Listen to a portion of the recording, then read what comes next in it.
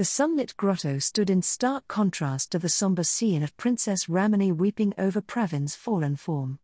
Her brother, Prince Badgera, showed no visible remorse for the death of their former retainer. His words, however, had a visible effect on his sister. So low a cost. Princess Ramani's voice was a bare whisper. How could you even think that, brother? Pravin has been at our side since we were cubs. We grew up together, went to the academy together, he has always been with us. And therein lay our error, Prince Badgera said. We didn't want to believe it, but his betrayal was ordained by our favor. Father was right, we were too willful and foolish to heed his wisdom. Betrayal? In what twisted world is love considered betrayal? In this one. The prince roared, our customs exist for a reason. Perhaps your career as an actress has loosened your grasp on reality. These desires that you harbor can only be fulfilled in the dramas in which you so often play a part. As a princess of Mumba, you have a critical duty to carry out for the sake of our people. And just how was Pravin insufficient? The princess asked. Did he not serve as your adjutant on the Tamali frontier? Did he not bring victory to our forces time and time again? He saved your life on at least 3 separate occasions against Minos marauders. You speak of my duty as a princess, but you have denied me the very choice that is central to that duty.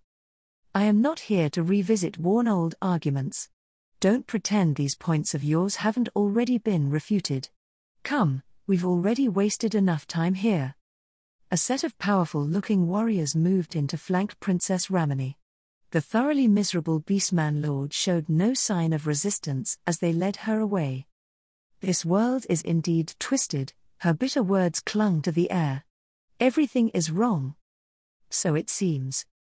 The prince and his escort froze at the unexpected reply to Princess Ramani's statement. Who goes there? Prince Badgera demanded, show yourself. A handful of heartbeats passed with no response before the prince nodded to his guards. They fanned out into the jungle, searching for the unseen speaker. Prince Badgera grew more tense by the moment. Ramani, he said, enough of this. Have you not caused enough trouble for everyone? This isn't any arrangement of mine, brother, the princess replied warily. Neither did Pravin mention anyone coming to meet us. Assassins. The prince peered suspiciously at their surroundings. Our enemies wouldn't pass up a chance like this. We need to get somewhere defensible until help arrives.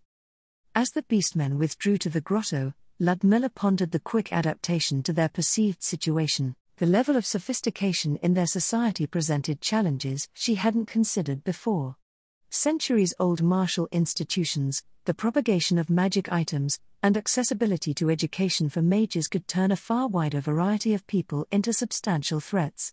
Then there was the notion that more advanced parts of the world simply knew more about their regional job classes and what they were capable of, even if they weren't aware of the class system's existence.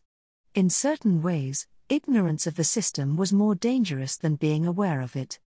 The muted sounds of an intense skirmish came from outside the grotto.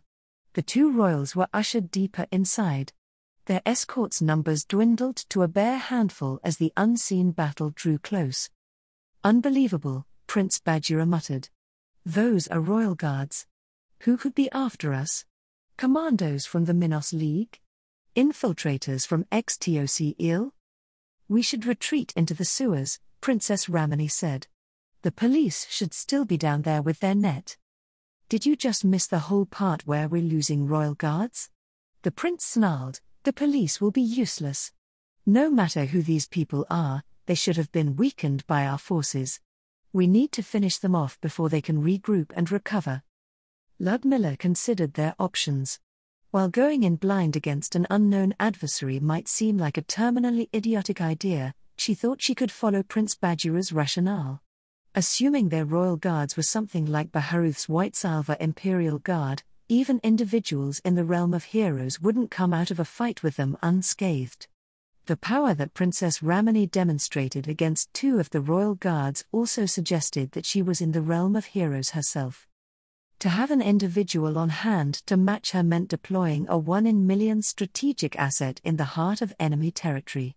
If the prince possessed a similar level of strength, Successfully pulling off an assassination would risk forces that were critical to national security.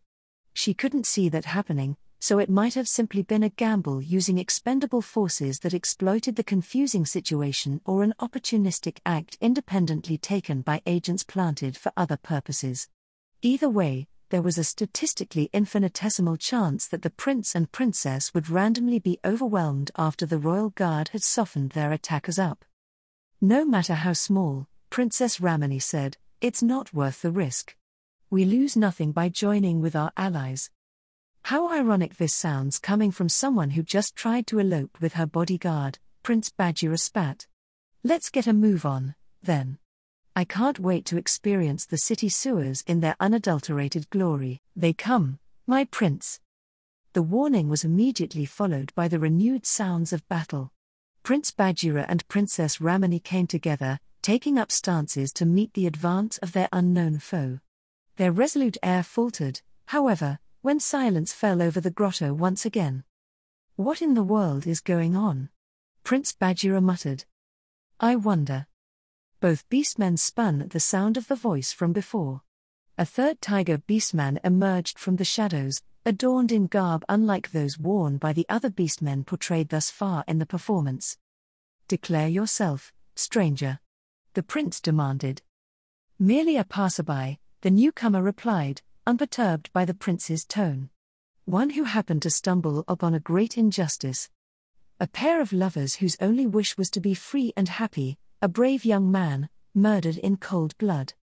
Make your intentions plain, woman, the prince said.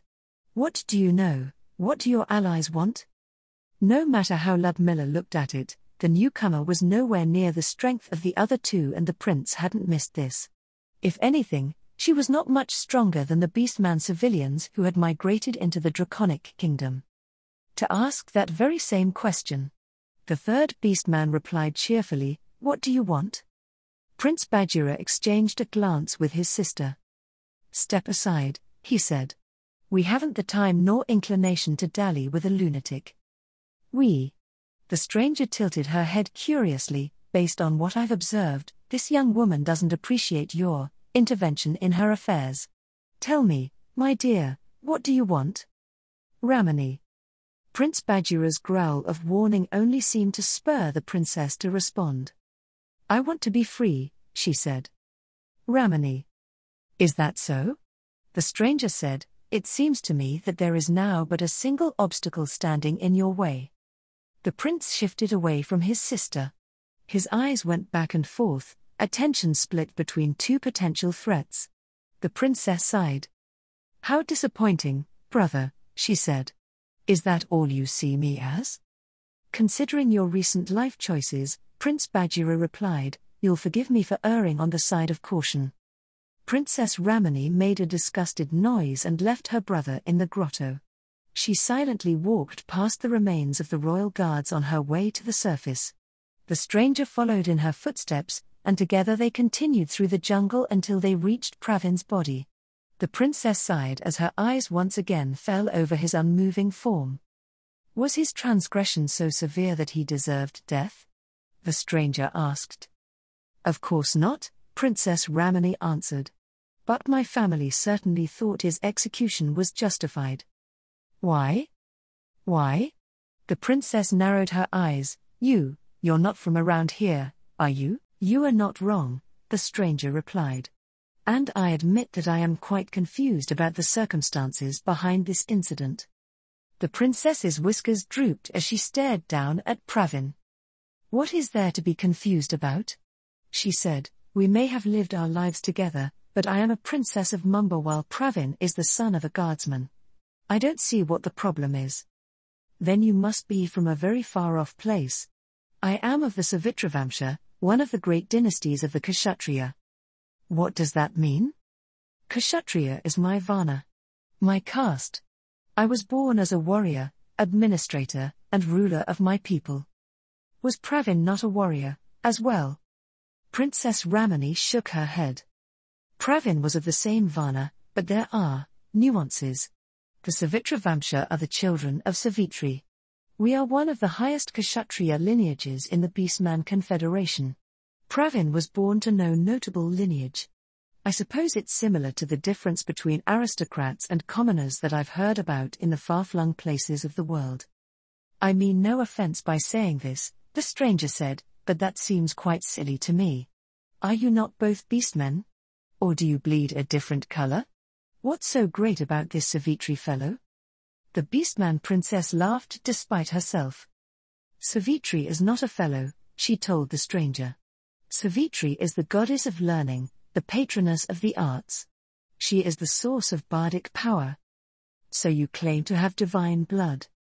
In the case of the Savitravamsha, we are referring to the descendants of women who might be considered personifications of Savitri, individuals who represent the pinnacle of learning and the arts. The brightness dragon lord, who has a great love of knowledge and learning, favors such women and they become his consorts on occasion. In other words, the stranger said, you don't carry divine blood, but draconic blood. Exactly. My draconic bloodline has not awakened as it has in Mitra of Asandavat, but even those whose blood lies dormant can be significantly stronger than the elite of purely mortal pedigree. Purely mortal pedigree, like Pravin? Princess Ramani grimaced and looked away from her partner's remains. Yes, that's right. How unsettling, the stranger said. If I understand you correctly, you're being treated as livestock. You are held subservient to some quaint notion of breeding potential. Not livestock, the princess corrected her. It is Dharma. All have a place within the cosmic order and must act according to their place. To do otherwise would be bad karma. What happens when one has bad karma? Isn't it obvious? They become evil. Evil to whom? Did you not hear what I said before? We speak of the cosmic order that dictates existence itself. I see, the stranger said. So Pravin was slain because he was evil. A sullen silence was Princess Ramani's only response. The stranger's striped tail curled and uncurled before she released a long sigh. Preposterous, she said. Completely and utterly preposterous. Tales of the mighty Beastman Confederation have reached the far corners of the world, yet in following them I find myself in a most preposterous place.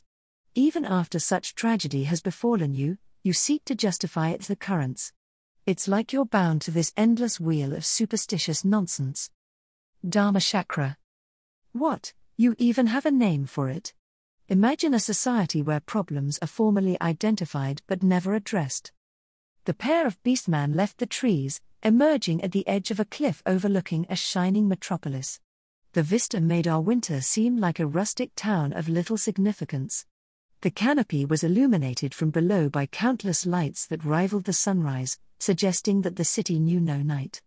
Ludmilla gaped at the scene in awe, wondering how many millions of beastmen lived in the understory of the mighty urban jungle. High above Princess Ramane and the stranger, a pair of giant falcons settled into a circling glide, but the two beastmen didn't react to being spotted. Such a wonder, the stranger said. A wonder and a shame. I suppose my coming here was truly ordained. Ordained? Princess Ramani asked, what do you mean? Who are you? Me? I am the sage Khhschlr. My long travels have brought me to your Beastman Confederation, and it seems that I must break the wheel of Dharma to bring freedom to its people.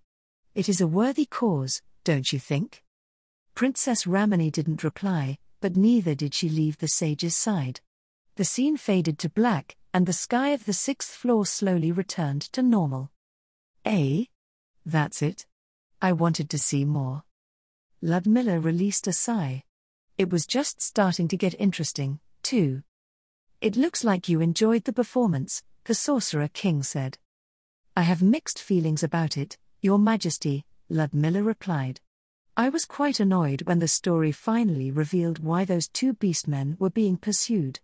The appearance of a hateable villain made things more palpable, though. Just to be certain, who did you think was the villain? The newcomer, Khhschlr? Certain beastman names sound like growls more than anything else. She's clearly trying to exploit Princess Ramani's weakness in the wake of her loss, which promises a much more compelling narrative than a pair of stupid runaway lovers. I'm sure the story will have its twists and turns, but I'd like to see Princess Ramini remain steadfast to her people's beliefs in the end. I think it would be better to see her fall, Lady Shaltir said. Underdog stories may be popular, Ludmilla replied, but, in this case, having the underdog prevail would send a problematic message. How so? The Sorcerer King asked. From what I gather, Ludmilla answered, this is a story about a rebellion against the established social order of the setting. Is that something we should show to our citizens? You may have a point there, but isn't this just entertainment?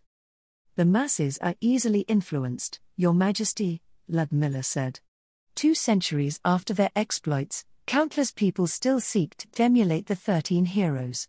Considering the undeniably high quality of this production, it may end up fomenting anti-government sentiment. Is that so? The Sorcerer King said, I thought the circumstances might be too dissimilar for people to see themselves in the tale's protagonists. That may be so, Ludmilla admitted. My thoughts are only based on the bit that we've seen, after all. It would be a waste to have the efforts of the theatrical company go to waste. The advanced civilization being portrayed may also serve as an inspiration for our citizens to build up the Sorcerer's Kingdom into a better place. As the Sorcerer King had so accurately inferred, she had been too quick to judge the content of the performance. So long as the audience was grounded in their convictions, the show would serve as a much-needed window into a world that they had been isolated from for far too long. It's called Fool's Conquest, though, Lady Aura said.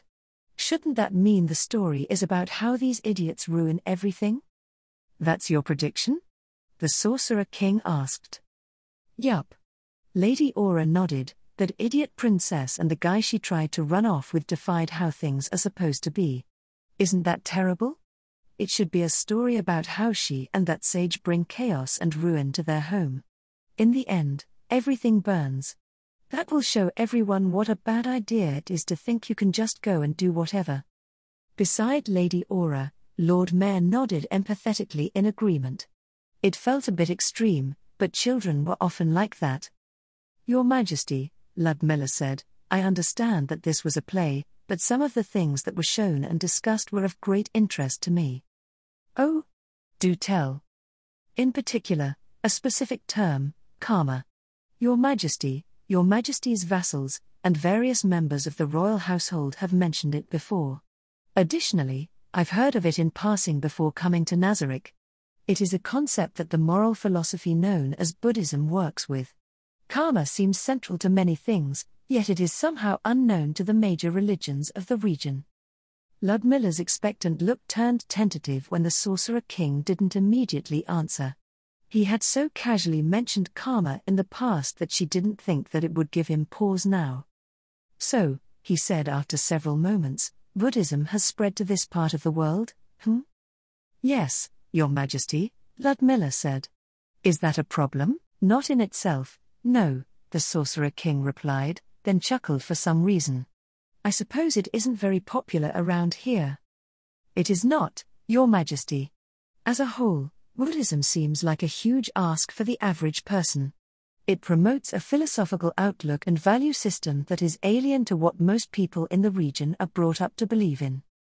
You've made a study of it? Insofar as to how it might affect tactical and strategic considerations, but there seems to be much more to it than I initially thought. The Sorcerer King fell silent again. He sat perfectly still, the crimson points of his eyes dimmed as if he was considering matters of profound importance. You may think of karma as a system, he finally said. It is often measured as a score, the sum of one's actions according to, well, as the princess in the play put it, the cosmic order. So it's a measure of good and evil? Ludmilla asked. It is what it is, the Sorcerer King answered with a shrug, though most would interpret it as you've suggested. A side effect of how one is brought up to think in the region. I pray that Your Majesty would see fit to bless me with the correct understanding of this system. Do you, now? Well, this might be an amusing conversation. Tell me, Baroness, what is good, and what is evil? Ludmilla opened her mouth to answer, then closed it with a frown. The more she thought about the Sorcerer King's question, the harder it was to answer. You seem troubled, the Sorcerer King said. You are a religious woman, should the answer not be simple? Once, it might have been, Ludmilla replied. When I was just a child, before I started to learn from my parents. After that, you mentioned religion, but the faith of the six never quite made perfect sense. I know that our village priest, Bohadan, had to adapt the scriptures as a missionary to a foreign culture, but even his lifetime's worth of work resulted in teachings that weren't entirely in line with the lives that we had on the frontier. Was that blasphemy? She waited for her God to strike her down, but he remained silent as if waiting for her to explain herself. Life on the frontier forces one to look outward, she continued. Understanding one's neighbors is crucial to dealing with them efficiently. This was especially important in our situation. The faith of the six, as conveyed by priest Bohadan, was formulated for a human society that held human survival as its central concern. That narrative, however, relied upon one's ignorance of the world beyond human lands. Our version, Bohadan's version, never presented non-humans as an enemy to be eliminated at all costs, but it did tell a tale where humanity was hunted to near extinction by other races. A little bit of research, a merchant friend or a life living with demi-human neighbors, proved this assertion of a wholly hostile world to be false. It is a competitive world, yes, but not one filled with unthinking, unfeeling monsters devoid of any and all empathy for anything but their own kind. In that case, the Sorcerer King said, why did your people continue to practice the faith of the six? Because, ultimately, it is a religion for humans, one that made far more sense than the heresy that caused the schism. Also, much like other rural territories, the faith of the local priest determined the faith of the community. Those of the urban clergy may decry this as the thinking of an infidel, but faith without works is dead. Then, ultimately, the Sorcerer King asked, where has your journey of faith led you? My journey has not come to an end yet, Your Majesty, Ludmilla said. At this juncture, however, reality demands reform. More accurately, the wisdom of the gods has always been subject to the interpretation of those who have followed it, and those interpretations can be flawed. Revelations require us to review our understanding of divine wisdom. I believe that the faith of the six still is, for the most part, the best option going forward, but the current human-centric iteration isn't suited for the Sorcerer's Kingdom with its multitude of races. You mean to say that you wish to institute the faith of the six as the state religion of the Sorcerer's Kingdom? As a secular state, the Sorcerer's Kingdom cannot have a state religion. I also happen to agree that faith should not directly interfere with matters of the state. But the citizens need something. Tribal shamanism and religious practices driven by baseless superstition are woefully insufficient to face modern realities and are ultimately harmful to the society that Your Majesty wishes to create. So you still wish to have the entire population follow the faith of the six? Not through any forceful measures, Your Majesty, Ludmilla said. Religious freedom is guaranteed by the laws of the Sorcerer's Kingdom. I simply believe that the truth will attend to itself so long as it isn't suppressed, but, first, we must understand the truth. Which brings us back to the karma system, the Sorcerer King said. Yes, Your Majesty. Ludmilla was pleasantly surprised to find both her physical and spiritual form still in one piece.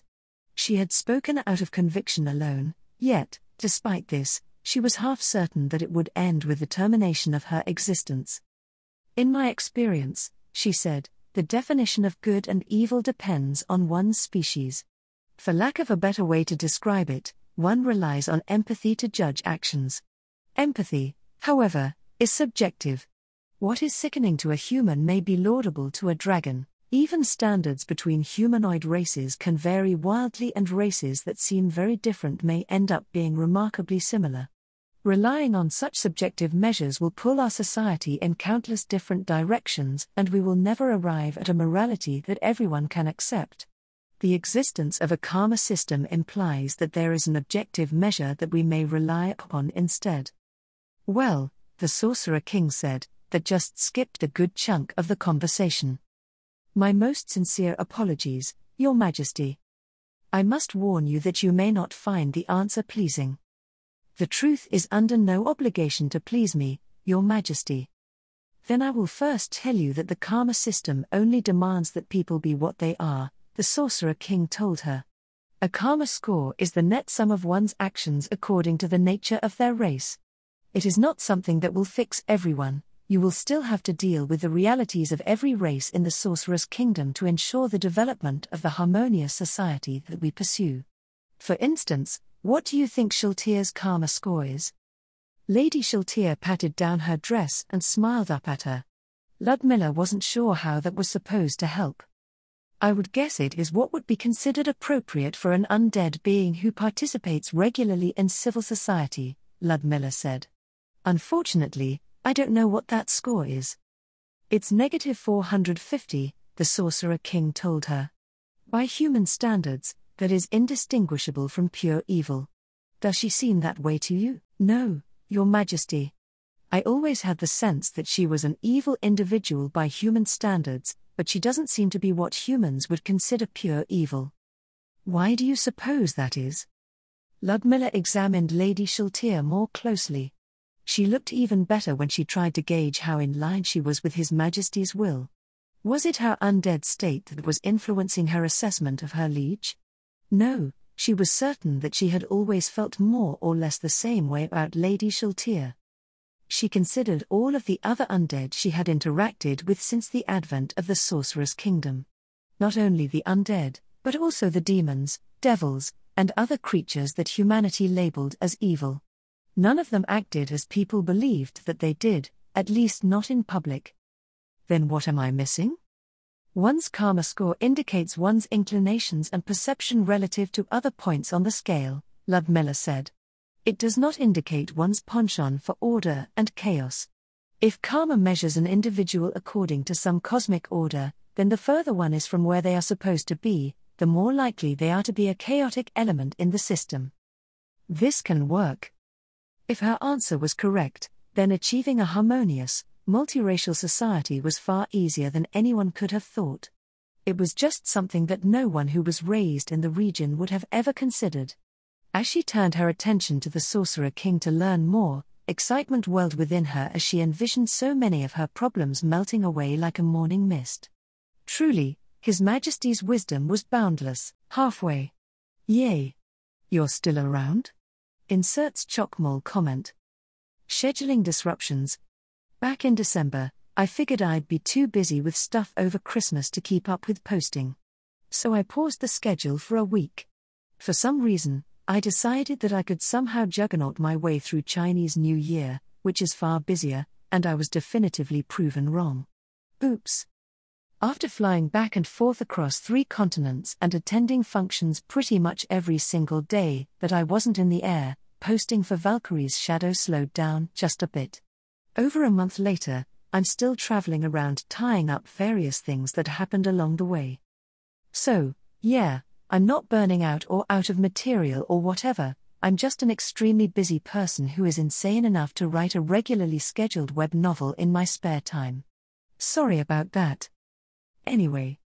Catching up with some old friends. Due to being a kingdom builder that runs concurrent with the Overlord light novels, Valkyrie's Shadow faces the challenge of needing to work within the crazy timeframes of the canon material. In the LNs, Nazarick appears in the New World roughly 1 year before the creation of the Sorcerer's Kingdom. Volume 13 ends 1 year after the founding of the Sorcerer's Kingdom. The events of Volume 15 and 16 occur roughly a year after that, covering a span of time that is at most a few months.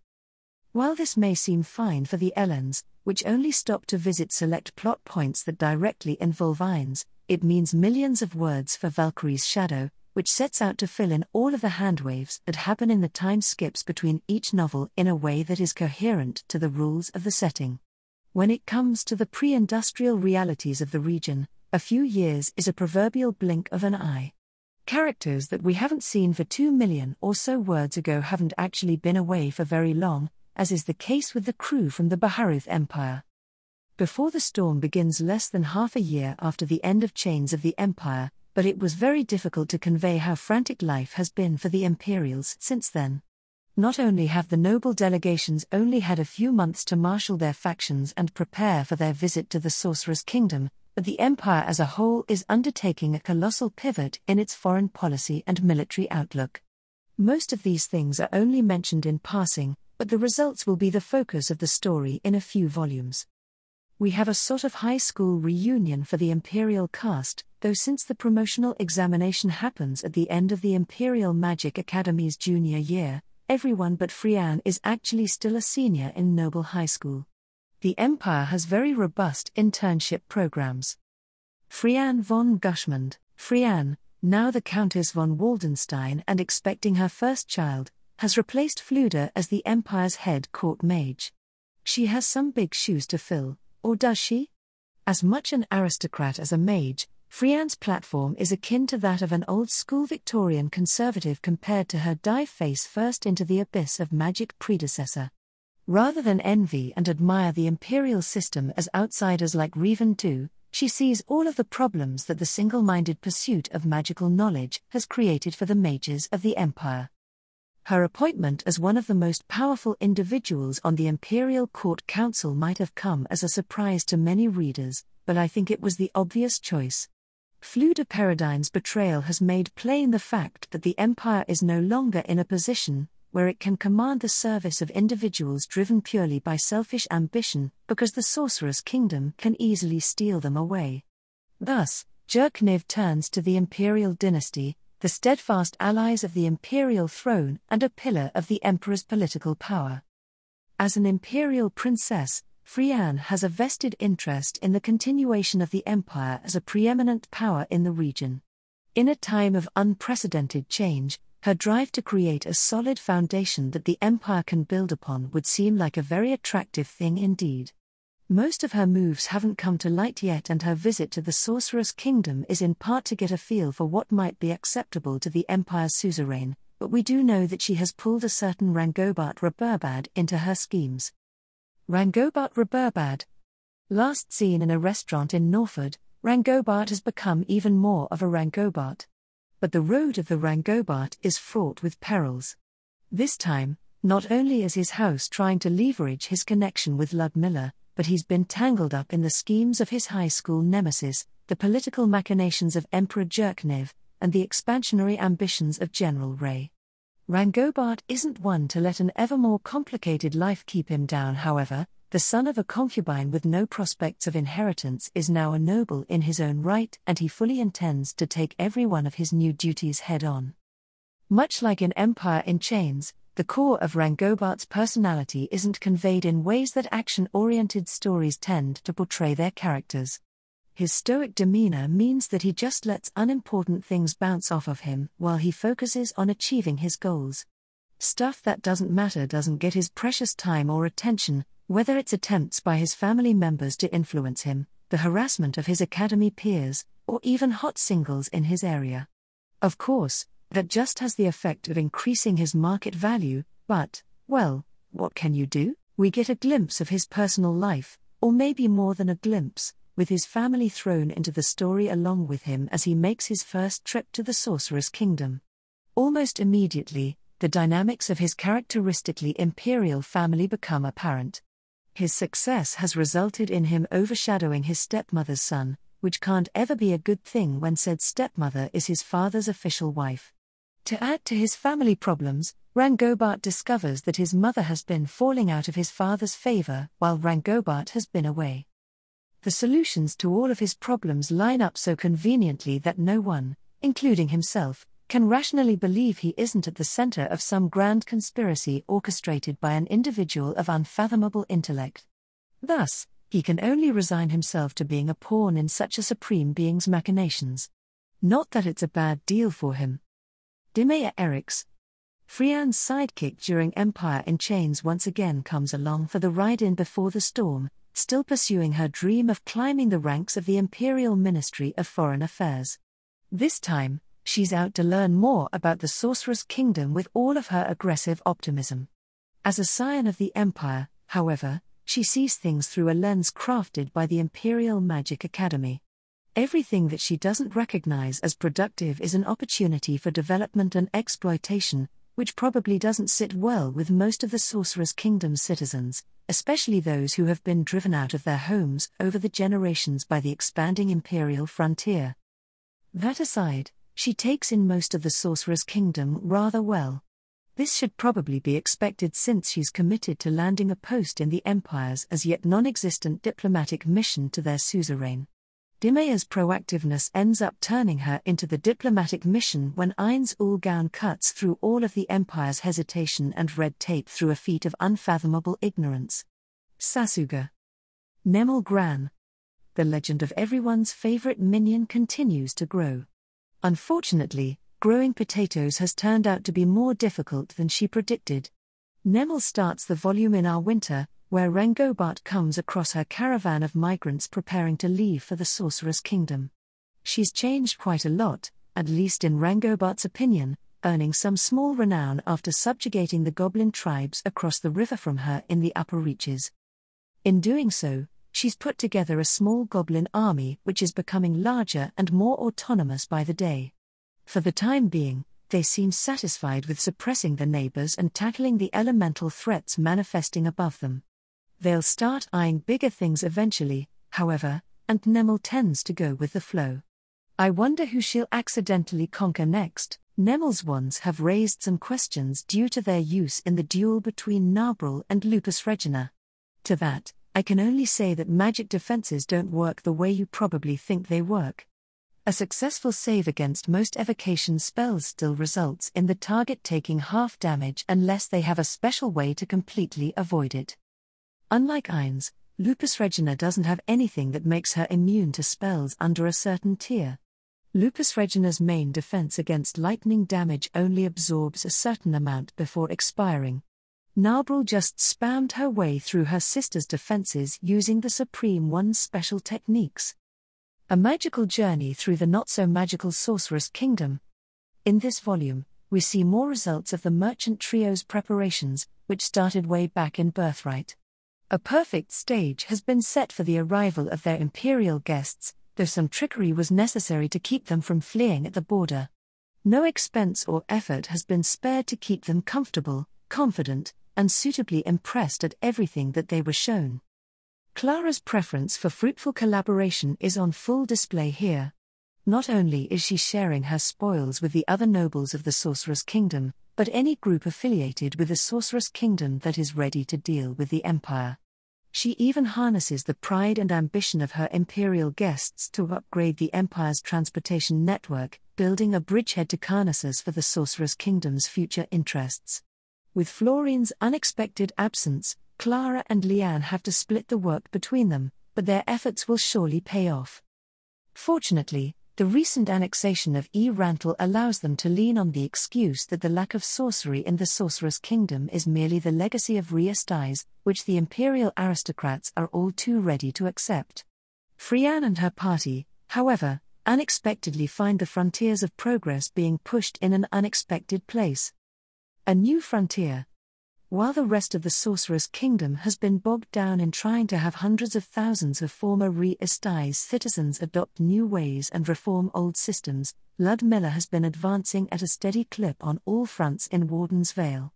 To their great surprise, her imperial guests find all sorts of advanced institutions being spearheaded not a dozen kilometers from where demi-human tribes are beating one another up with sticks and stones.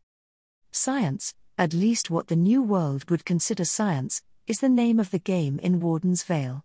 With the knowledge and resources Nazarick has shared with her, Ludmilla is cheat-moding her way to success.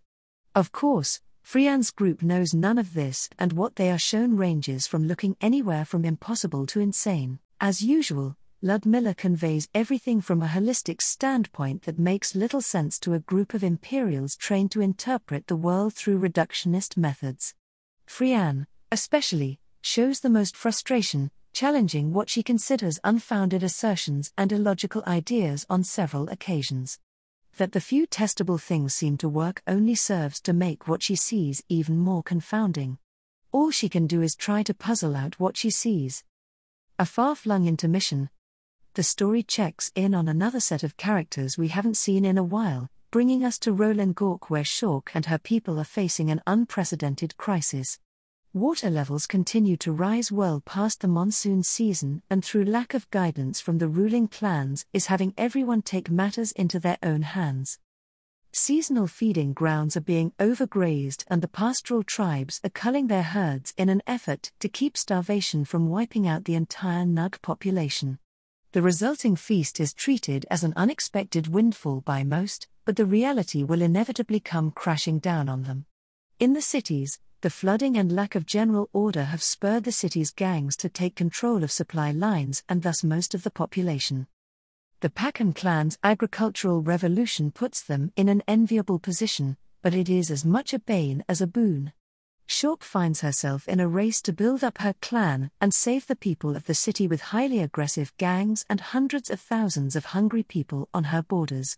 Fortunately, the tactical deployment of a certain murder sheep trivializes any direct confrontations. Unfortunately, their biggest problems continue to grow in severity. Capitalism? What capitalism? It seems to be inevitable that many readers conflate anything to do with economic activity with modern-day capitalism or communism/socialism. It doesn't help that the Overlord Elens relate things according to modern concepts due to isekai conventions and Suzuki Satoru's perspective as a salaryman from a hypercapitalist, dystopian Earth. I'll come right out and say it, though. Capitalism and communism/socialism do not exist in this region of the New World. Of course, capitalistic practices have existed long before the formal recognition of capitalism as an economic system. As a whole, however, I would recommend that readers not confuse the existence of these things as the presence of the system itself.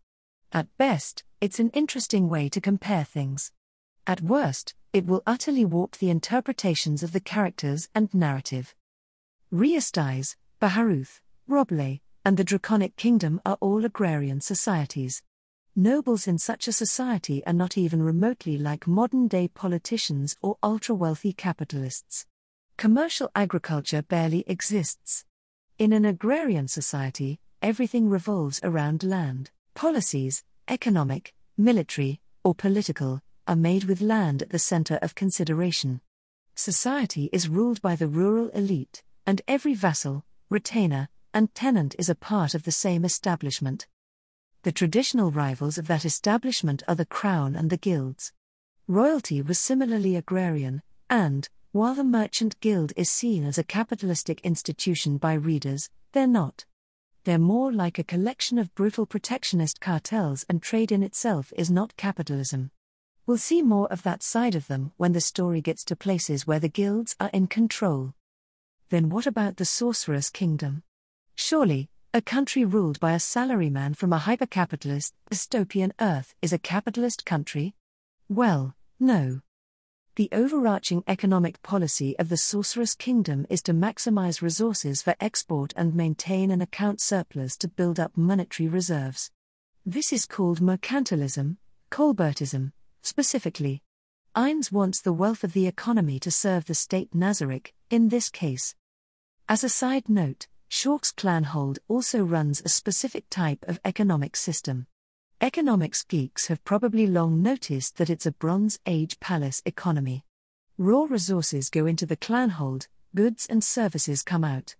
Amusingly, this one wasn't intentional, I just wrote what would make the most practical sense in Shork's situation, then later realized what she had created. Will we see capitalism at some point? Oh, yes. There will be several different places practicing different forms of capitalism, and I suspect that these parts of the story will resonate with readers the most. Ludmilla in Wonderland. Ludmilla's visit to Nazarick has been highly anticipated for a while now, so I hope that this first part of it was entertaining enough. Though I say first part, the act was as long as a conventional light novel, and this has caused me to ponder certain things. The problem with writing Nazarick, and by Nazarick, I mean the location. This probably sounds strange since Valkyrie's Shadow is an Overlord fanfiction. What do I mean by this? Well, the most obvious purpose for a Nazarick arc is fanservice. Surely, that can't be bad, right? It's a fanfiction, and many readers read fanfiction for exactly that reason. They want to see the guild base and its denizens and what they get up to. Slice of life in Nazarick is limited to a bare handful of locations, so being able to see more is good. In part, I agree. If it was a self-contained story within Nazarick, it'd be perfectly fine. The thing is that Valkyrie's shadow is about the new world. Writing about Ludmilla's visit to Nazarick sort of made me feel the insidious thing that it represented, a place where nothing changes, ruled by a man who so adamantly refuses to change that this refusal is reflected in his very soul. When Ludmilla is in Nazarick, nothing changes in the new world. 2 days take 20 chapters, and those chapters are like a half revisitation of things that fans of Overlord already know. 20 chapters in the new world would have done much more to advance the story while building up the setting and its themes. Of course, I did my best to avoid getting trapped in a limbo where it's just Ludmilla reacting to all of the stuff that she sees on her visit. Why a tournament? In Volume 15 of Overlord, Ainz refers to some combat drills where Albedo was the only NPC who was willing to change her gear. This is that. 1,000 questions. Being surrounded by all of the Yggdrasil stuff just begs for Ludmilla to ask about, well, everything. And, as a noble keen to learn everything that she can for the sake of improving her land, she does. The answers that she receives, however, are a mess at best. Nazarick's denizens are pretty careful to keep the whole truth obscured while trying to help out their new Koi. As a result, Ludmilla is left to puzzle out what we recognize as resource node spawn times, various consumable items, and the wonders of player housing. To make things even more confusing, media from Suzuki Satoru's Earth is thrown into the mix. Even the appearance of another New World native, Fluda Paradine, doesn't help out very much. The last canon mention of Fluda is that he was appointed as the Sorceress Kingdom's head of magic item development, but it never mentioned where they put him, so I threw him into the library. Unfortunately, his efforts at translating the mysterious language used in the Great Library of Ashtabula haven't met with much success. I guess that's what happens when you try to translate a language that borrows from an international selection of other languages and evolves as quickly as language in the information age does. Fluda's still as crazy as ever, though. Maybe even more so. Whatever the case, his desperate desire to dive into the depths of magic has him break his promise to Ainz about not sharing the contents of the book that he lent him. Fortunately for him, Ludmilla isn't aware of that promise. She may have also inadvertently sent him chasing after the spiral of death phenomena. As for the book that Ainz gave to him, I've heard people claim that it's the Egyptian Book of the Dead, but the Book of the Dead doesn't have any lines like what Fluda paraphrased in Volume 10. Speaking of which, there is a bit of Earth lore that makes it into the new world, and that's karma. What if karma was karma? This was brought up in The Tiger and the Dragon, but it didn't seem like many people gave much thought to it. At best, there was some discussion about how it didn't make sense as a concept, or that the beastmen were conveniently trying to sell something that favored them even though it was a human doing the teaching. Overlord, however, is steeped in the language of Eastern religion and culture. It's just that most Western readers don't pick up on it. They tend to pick up on the D&D references and various bits of Western mythology, especially Norse, since the name of the game is Yggdrasil, but miss most of the Eastern mythology and gaming/media references. The karma system was once a pretty common thing in Eastern MMOs, and the West's first big taste of it was probably with Lineage 2. How did it work? If you part D someone, you got bad karma. With enough bad karma, your name went from white to pink to red, at which point anyone could kill you without consequences. Red means dead, or something like that. The normal way to work off bad karma was to kill monsters. Sound familiar? In Yggdrasil, players were encouraged to kill heteromorphs monsters by the karma system. Demons, angels, undead, whatever. I can only assume that the game had some weird, half-assed two-faction system that had humanoids as the good guys and heteromorphs as the bad guys. This system, in turn, is very loosely based on the concept of karma in dharmic religious and philosophical systems. For those who don't know what they are, it's Buddhism, Hinduism, Jainism, Sikhism, and a bunch of others.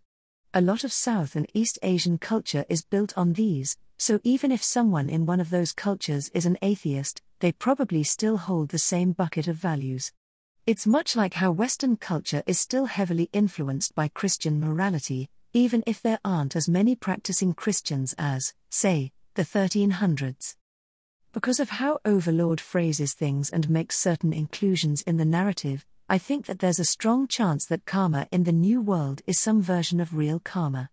It's a bit amusing how the story and character sheets broadcast this, but Western readers seem to try to frame good and evil according to the D20 alignment matrix or try to explain it as a subjective alignment system, when that doesn't work. I think the D20 alignment matrix got jammed in part because of all of the D20 references, and also because some character sheets have neutral evil/neutral/neutral good on them. What's strange is the fact that the rest of the slider uses extreme evil or great good, indicating that all of those neutral labels just signify that those characters are not as good or evil as the others. There is no lawful or chaotic in the karma system, at least not in the way that the D20 alignment matrix categorizes it. The existence of a functional karma system also concisely explains how characters like Bisa can have a decent karma score despite being belligerent jerks to other races. His race exists in one of the non-evil realms of existence, thus acting as he should makes him at least neutral. For those who are unfamiliar with the 6 realms states of existence, it goes Deva, greater than Asura, greater than human, greater than beast, greater than undead, greater than hell in order of the highest to lowest. Ludmilla, of course, has no idea about this background, and Ein's framing karma with his understanding of it doesn't improve things any. Now, she has it in her head to reform the faith of the 6 using her divinely sourced knowledge. I wonder what will happen. The Adventures of the 7th Floor Gang. The goodest of boys has been working hard to pave the way for Nazarick in the New World, and he uses the tournament festival to collect feedback from his comrades in Nazarick through a pair of plays. Keeping with how Maruyama has carried out Demiurge's schemes, Valkyrie's shadow sticks to using aspects of Demiurge as the basis for each operation. In Gnostic tradition, the Demiurge has 3 names, Yaldabaoth, Samael, and Sarkles. Yaldabaoth was defeated in the Holy Kingdom, leaving us with Samael and Sarkles to play around with. Samael is the blind god, played by the evil Lord of Greed, who conveniently wears a blindfold. Dance of the Blind tells the tale of the forces he has gathered under him to fight the undead, blind to his deception. Sarkles, the Fool, is the supporting force for the fools she has recruited in Fool's Conquest. Valkyrie's shadow will eventually intersect with these plays, so they serve as a convenient way to offer previews for some of the post-canon arcs of the story. Moving forward. Ludmilla is still in Nazarick and she'll be there for a while yet. After that, well, the Before the Storm descends into some miserable times for the people of the New World. I'm sure some people will like it, though. Probably more than some. I have to fly around for a few more meetings before I get back to a more normal, and, more importantly, stationary, life again. In light of this, I've decided to pause payments on the Patreon for a month. I'll still be posting when I can, though. Royal Road will see some delays, as well, but you now at least know I'm not dead or dropping off the face of the planet. It's just a result of how ridiculously busy my life can be. Once again, thank you for reading Valkyrie's Shadow.